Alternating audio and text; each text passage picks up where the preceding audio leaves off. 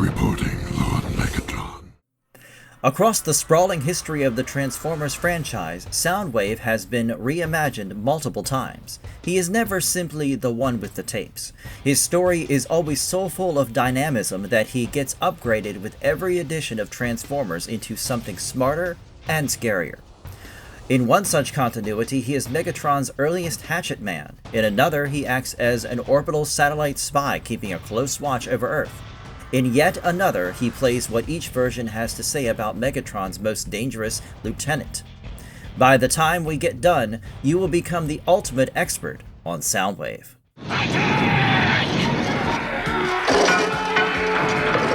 How did G1 Soundwave first show up? Let's go back to the very beginning, More Than Meets the Eye Part 1, the pilot episode of the original 1984 show. This might be the safest cartoon origin anchor for G1 Soundwave. The episode begins on Cybertron millions of years ago, portraying how Autobots are on the verge of extinction thanks to the never-ending war with the Decepticon. The war has bled the planet dry and resources are nearly gone. Wheeljack and Bumblebee manage to find some energy conductors, but also remark how they will not last very long. After all, those conductors are the equivalent of a band-aid on a bullet wound. While heading back to their home base, they are ambushed by a Decepticon patrol, who engage the two Autobots with flamethrowers. Wheeljack somehow manages to break through the barricade with Bumblebee aboard, as the latter had sustained hits, and they finally arrive at Iacon. This is where we come across Soundwave, but not as himself, of course. An innocent-looking lamp sensor near the entrance that no one suspects picks up on the movement. Soundwave then dispatches Laserbeak to spy around for a bit. They manage to find out about Optimus Prime's plan to leave Cybertron in search of energy elsewhere. Then they slip away, mission accomplished, without anyone even knowing they were there. After their ships crash on Earth and the Decepticons are revived, Soundwave wastes no time. Along with Rumble and Starscream, he immediately goes out in the field and scopes a nearby power station to look for raw materials.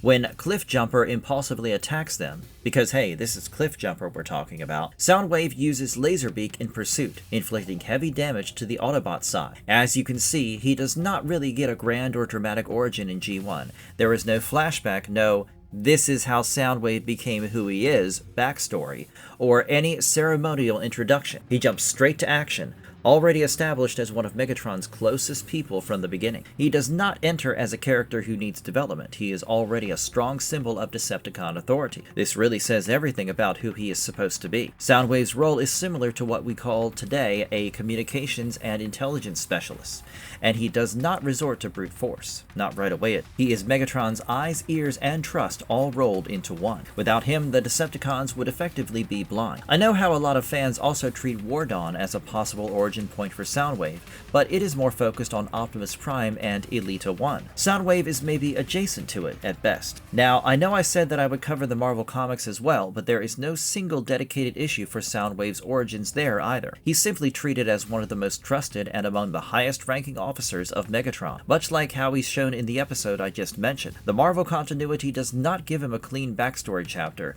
simply because there is no need for it. His authority is again already considered as a given. What is interesting, though, is that this version of Soundwave is notably less blindly loyal than in other versions. I'm sure that some of you die-hard fans know that across several Splinter timelines, he actually ends up leading the Decepticons himself, which adds a whole new layer to his character. After all, in most other versions, he is almost completely defined by his devotion to Megatron. Where does Dreamwave really start his story? If you were hoping that the Dreamwave comics would finally give Soundwave the proper origin story he deserves, then I have some good news and some bad news. The good news is that The War Within number 2, 2002, gets us closer to an introduction than G1 ever did. The bad news is that this closer is still not enough. The issue focuses on Cybertron before the Autobots and Decepticons ever leave the planet during the escalating Civil War, and when we find Soundwave here, he is already deep inside Megatron's innermost circle. He is not working his way up or proving himself as a useful resource, no sir. So even if the comic never comes out and says it directly, it can be inferred almost certainly that Soundwave is one of the founding members of the Decepticon. This is the first crucial detail, unlike some continuities where we see a more gradual integration or climbing up Megatron's trust ladder, if you will. Dreamwave presents Soundwave as someone who is already trusted enough that Megatron takes him along to drill beneath Cybertron. His position is not questioned by anyone present, and Megatron entrusts him to lead the second assassination team against Optimus Prime, the newly elected Autobot Supreme Commander. The Decepticon leader had assumed that it would be fairly simple to take him out with the help of Soundwave's cassette troops, and quite naturally so, because he assumed Optimus to be a freshly appointed leader who had not even settled into the role yet. Unfortunately, the plan did not go well at all, and this was one of those great early signs that Prime is built different. Soundwave lost track of him almost immediately after the mission began, and that is a little embarrassing for someone who is all about surveillance and intelligence. He reported back to Megatron, who was obviously not thrilled, and just ordered everyone to kill Prime on sight. However, Optimus used the environment to his advantage to ambush all the Decepticons, and Soundwave was knocked out cold. To his credit, the latter does recover in time to pull Megatron out of danger after his own brutal fight with Prime. We can probably get some origin of the Decepticons as a whole from Transformers Generation 1 number 10, The Root of All Evil, but not Soundwave in particular. In this issue, it is shown how he ignores orders from Starscream and even injures him when he tries to force Soundwave to listen to him. This issue also revealed Megatron's reason for building his army, which gives some perspective regarding how it all started. Hence, it helps us understand the broader Cybertronian war beginnings, but is not a clean personal origin story for Soundwave himself. Dreamwave Soundwave's loyalty is not simply professional, it is almost ideological. He does not care about the chain of command. He follows one leader, and if it is for Megatron's benefit, he can take on anyone. I am Soundwave. How did animation turn him into a modern threat? Season 1, Episode 10, titled Sound and Fury from the 2007 animated show, is treated by the fans as the major origin episode for animated Soundwave. It shows how he is created, upgraded, and how he first comes into conflict with the Autobots in this continuity. He was originally designed by Megatron, who had suggested to Isaac Sumdac that Soundwave should be given to his daughter, Sari, as a birthday present. It sounded like an innocent, sweet proposal, but this is Megatron we're talking about. And nothing he does is innocent or sweet. He knew that the girl would use her Allspark enhanced key on the new toy, allowing it to upgrade to the point where it could become a body for Megatron to control. Very Trojan horse-esque, if you ask me. However, he had not imagined that the upgrades would make the bot self-aware and give him the power to control other robots using sound. The latter took one look at the world around him and concluded that machines should rule over the world and humans should be willing slaves. Mind you, this was not Megatron's influence. Soundwave came to this reasoning all by himself, so Megatron decided to make him a soldier instead of his vessel. He tried to convince Soundwave to join the Decepticons, take control of the machines in Detroit, and steal the Allspark key, in addition to destroying the Autobots. Soundwave was initially reluctant to harm fellow machines, but was later convinced that the Autobots were traitors who wanted to serve humans instead.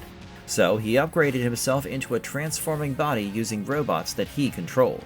Then he officially proclaimed himself to be a Decepticon, and started doing what Megatron had asked of him. First, he took over the robots in Detroit and kidnapped Sari using the Tutor Bot, but the Autobots started opposing the revolution. Bulkhead came to Sari's rescue but was no match for Soundwave, who blasted the former using his sonic blast. He also asked Bulkhead to join the revolution because it was fruitless to harm other machines when they could be united. The extent of his self-awareness was seen when he also cruelly reminded Bulkhead how Sari herself had replaced him with Soundwave. She was not even an adult human, and even she was evil enough to push out an old toy for a new shiny one, so adults would do far worse with them. Bulkhead pretended to be swayed by his words and tried to kill Sari, but used his wrecking ball to shatter the Decepticon instead. This normalized the machines and saved the day, but Bulkhead did not know that Soundwave still functioned as a small piece even after being pummeled into scrap metal. As you can see, the animated series therefore portrayed Soundwave as technology gone wrong and used the capitalist proletariat comparison to bring out why he wanted the robots to rule over humanity. Megatron had to convince him to do a lot of things, of course, but the idea that machines are superior to humans in every way was something entirely realized by Soundwave himself. He was placed in a unique position where he was literally the shiny new toy that was favored over the old one because of his features, but no one around him except Bulkhead found it suspicious. Megatron was able to use him to alienate Bulkhead from not just Sari, but the Autobots too, using manipulation. My only beef with this version is the issue of agency.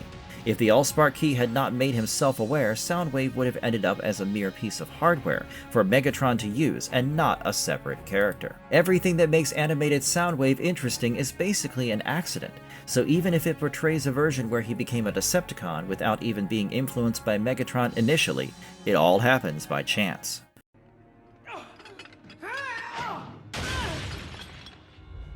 Why is Prime's Soundwave so mysterious? The Prime version of Soundwave is not given a comprehensive origin story and is again introduced as Megatron's lieutenant and established spy master right from the pilot episode, Darkness Rising Part 1.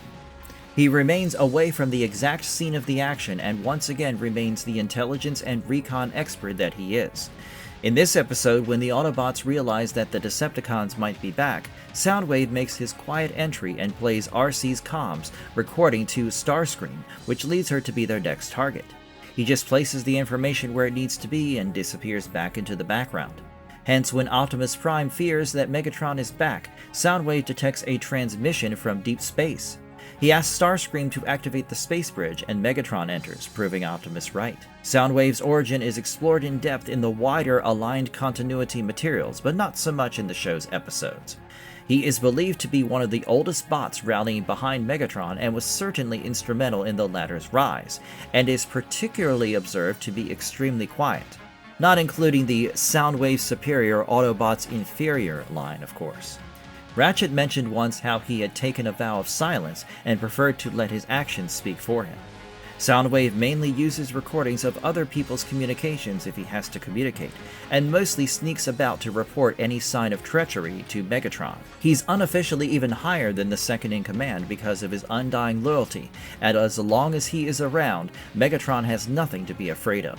His powers are not why he is an effective soldier, because if it is needed, he is well versed in combat too. The aligned continuity also reminds us that Soundwave's intelligence recon role is not all there is to him. He was a gladiator, and whatever ferocity and physical brutality he had developed during that time has not vanished. Even Starscream, who is not exactly known for his self-preservation instincts, is genuinely wary of Soundwave. It basically implies that the quiet kid on the block should not be mistaken for being weak.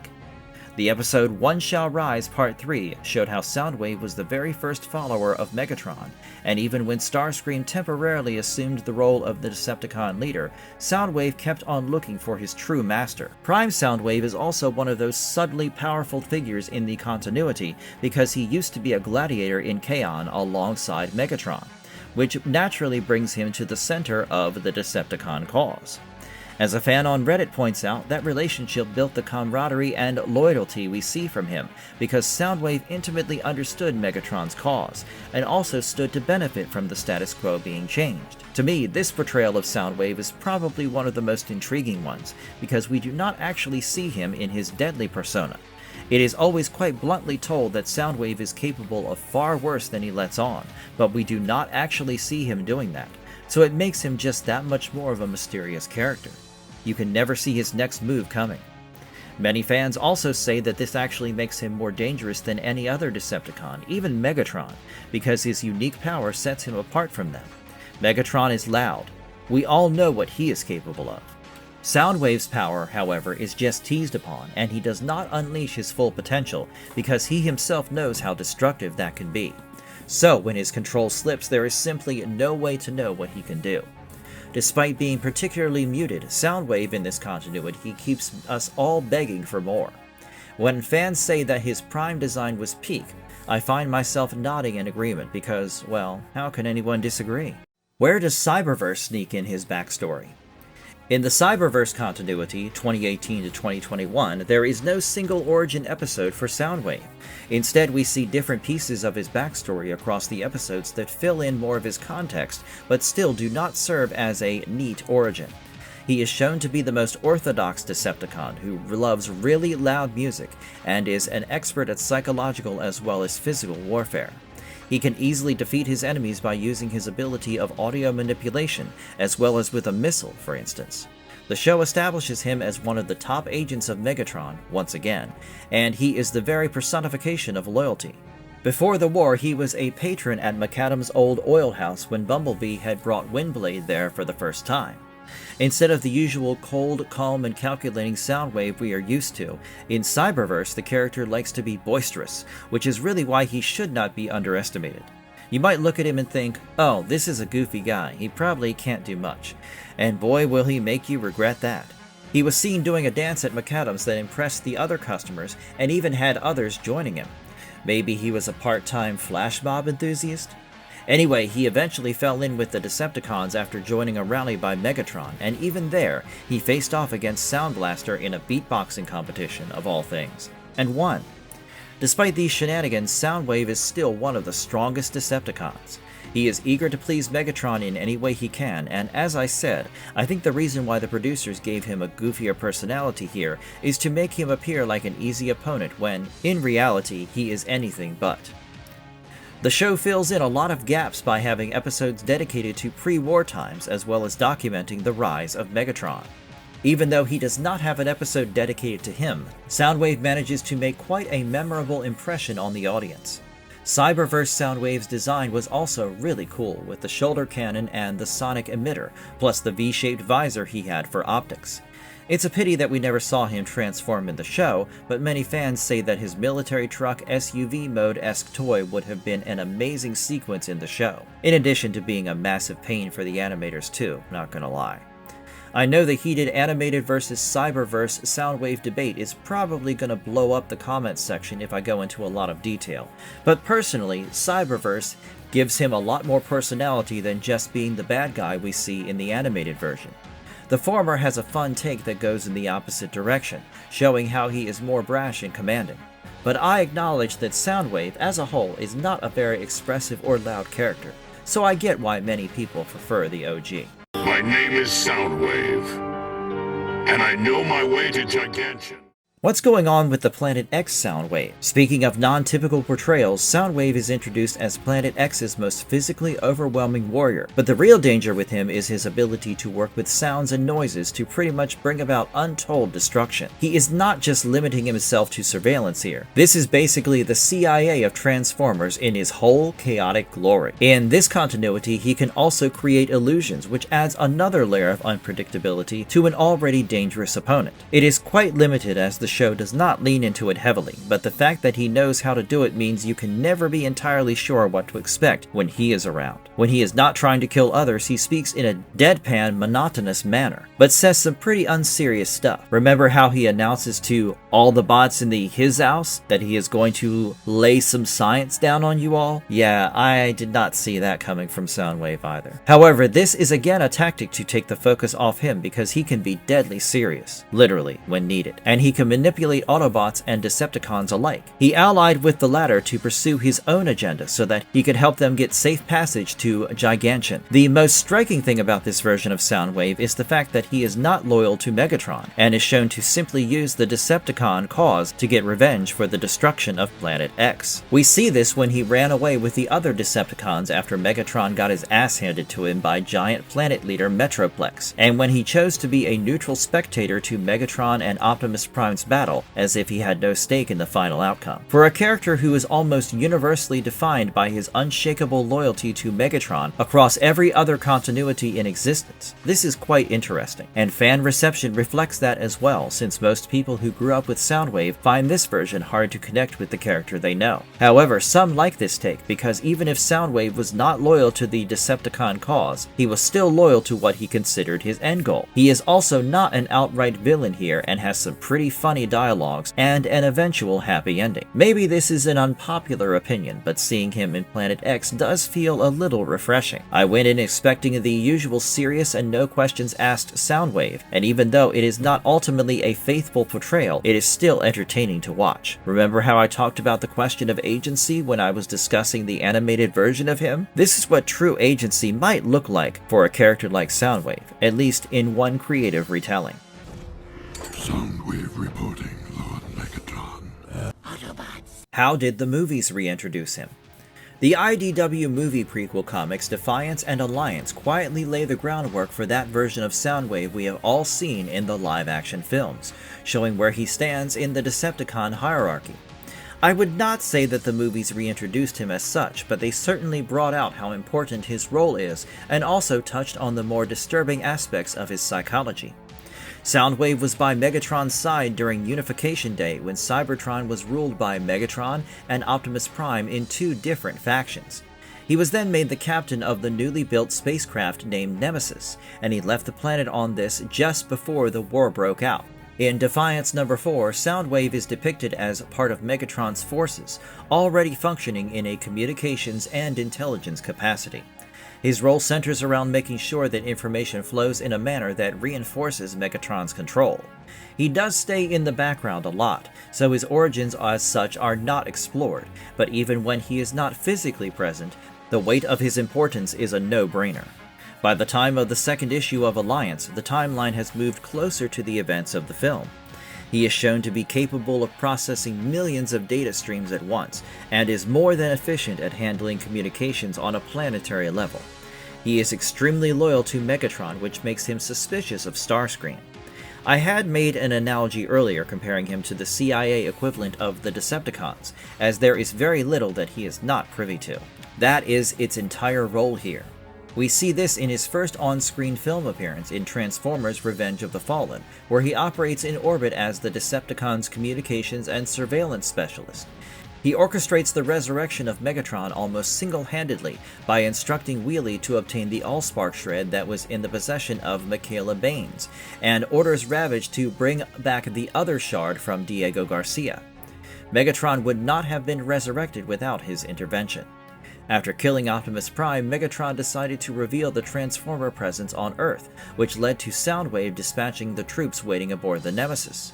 He also tracked down Judy Witwicky to use Sam as bait, and relayed information regarding the latter's whereabouts to the Decepticons as well. Therefore, he plays a central role by making sure Megatron has whatever information he needs before anyone else does. The only weakness he has here is that he is stationed within the atmosphere, because in outer space his abilities would not work due to the vacuum conditions. This effectively helped him stay hidden from human eyes when Megatron's schemes failed, so ultimately it was not a limitation. In Transformers: Dark of the Moon, he visited Earth disguised as a Mercedes-Benz SLS AMG. Along with Laserbeak, he visited Megatron in Africa and relayed how Optimus Prime had recovered the body of Sentinel Prime and found arc fuel at the Chernobyl nuclear power plant. On his master's advice, Soundwave set Laserbeak to draw out the Autobots by killing their human allies, such as Jerry Wang. He also used his tentacles to brutally torture Carly Spencer in order to know what the Autobots were planning on doing. We again see his sadistic side when he decides to execute the hostage Autobots, starting with Q. This is the film showing us a side of the character that the comics only hinted at, but never really put on screen. The movie does not, as such, deepen Soundwave's backstory, but it completes his Bayverse evolution because both show him as a force to be reckoned with, so much so that fans often talk about how Bumblebee's fight with him felt a little anticlimactic and rushed. His character was built across two films as something that felt almost invincible, as one of the most dangerous minds on the Decepticon side, so he deserved better. Where does Transformers 1 place him in Cybertron's power structure? The 2024 film showed that Soundwave was a part of the High Guard of Cybertron, having been recruited by the 13 Primes and their chief advisor, Sentinel. This was set on a planet that still had some semblance of order left. He helped protect Cybertron against threats such as the Quintessons, so he was very much part of the system. However, after witnessing Sentinel betraying and killing the other Primes, he went into hiding temporarily. Fans have pointed out that this backstory is a little tragic because it hints that Soundwave once believed in what he later turned against. Whatever faith he had in the system died when he witnessed those murders. Eventually, he became one of Starscream's lieutenants. When Orion Pax, D-16, Elita 1, and B-127 were being interrogated, Soundwave insisted that Orion was being truthful, but Starscream was not having any of it. When D-16 defeated him, Soundwave showed considerable excitement and also stopped Shockwave from intervening, accepting D-16 as his leader. For a character whose whole personality is emotional restraint, this excitement was practically the same as a standing ovation. After killing Sentinel, D-16 took the name Megatron and immediately asked Soundwave to attack Iacon, but he was stopped by Orion, who was now Optimus Prime. Optimus not only pushed Soundwave back, but he also managed to defeat Megatron in battle, and banished him along with his loyalists. Rechristening themselves as the Decepticons, the insignia of the group was then branded on Soundwave's chest.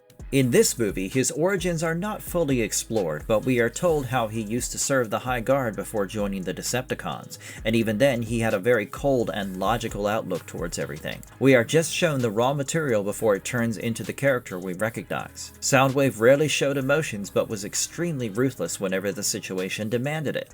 His silence and ability to blend into the background worked to his advantage numerous times, mirroring his personality in most other continuities as well. Transformers 1 deliberately avoids locking Soundwave into the role fans expect, so it is not in line with how he already shows up as an established Decepticon leader everywhere else. He is only positioned as Megatron's strategist and lieutenant towards the very end, since his iconic role develops after the events of the film. If there is one thing that everyone agrees on, especially after exploring the origins of Soundwave across the franchise, it is that he is the very infrastructure behind Megatron's ambition. Take him out of the equation and the cracks will start showing up almost immediately. Even if his origin is not explained in depth, the thing that remains constant is how he remains loyal to a cause and is capable of inflicting more damage than he lets on. In most stories, he is an established commander of the Decepticons who keeps the machine running smoothly, and despite the vague introductions, he hardly comes across as an incomplete character. It's as if his origins do not matter as much as his present role. Planet X took big swings with him, and Cyberverse took its own liberties as well, so they are not exactly considered faithful portrayals. Even then, he never once becomes someone we would make the mistake of underestimating. That is maybe the most Soundwave thing of all, because he always persists as one of the most dangerous characters in the room, irrespective of the continuity. Before you go, take a second to like the video and subscribe. It seriously means a lot and helps the channel grow.